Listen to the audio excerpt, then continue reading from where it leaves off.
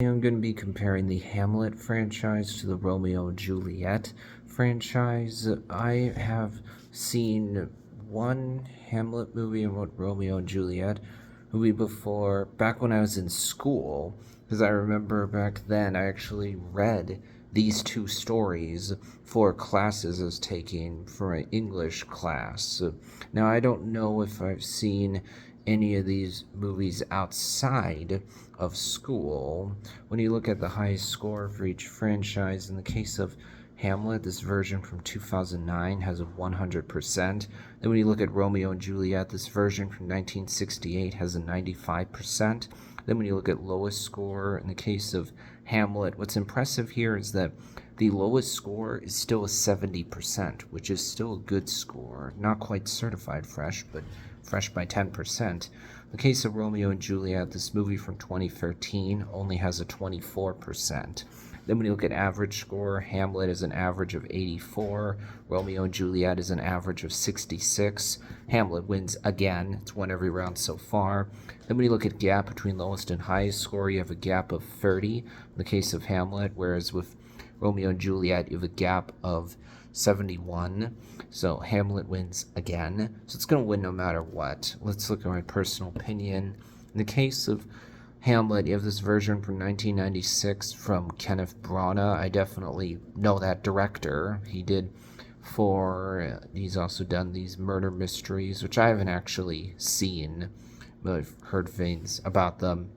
And you look at Romeo and Juliet, you have this version called Romeo and Juliet, which is an animated movie with these gnomes in it, so a little bit different, of course, than the other movies in these franchises. It definitely seems to me like Hamlet is more consistent, I would guess, because maybe the directors are just better in the case of Hamlet than with Romeo and Juliet. Part of it too is that a movie like Romeo and Juliet is not the same as these other movies. Obviously, it's appealing more to kids, that's for sure.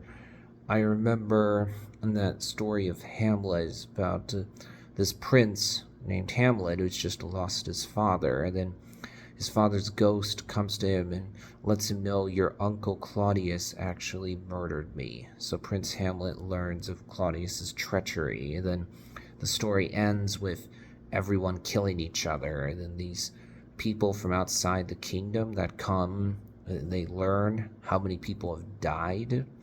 We learn that Prince Hamlet, by the end of the story, he tips his sword in poison, if I remember right.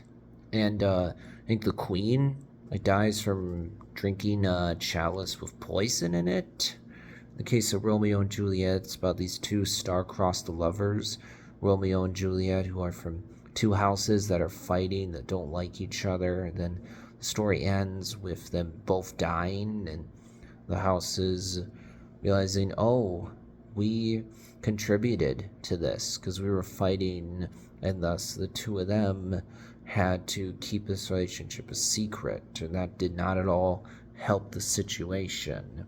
I don't remember all the details of these stories, that's for sure. It's been a while since I've read them, but everyone agrees that William Shakespeare is definitely an iconic writer, iconic creator of literature. I mean, he's one of the big names. There's no doubt about that. So for that reason, these two franchises are a big deal, but admittedly, neither of them has put out any movies within the last few years. I mean, the last Hamlet movie was back in 2009, and when it comes to Romeo and Juliet, I think the movie Romeo and Juliet came out more recently, but it's an animated movie with gnomes, not really a traditional take on Romeo and Juliet, more of a non-traditional one. Oh, this one is not too hard. So yeah, Hamlet has been more consistent. Oh, that'll wrap things up for this video.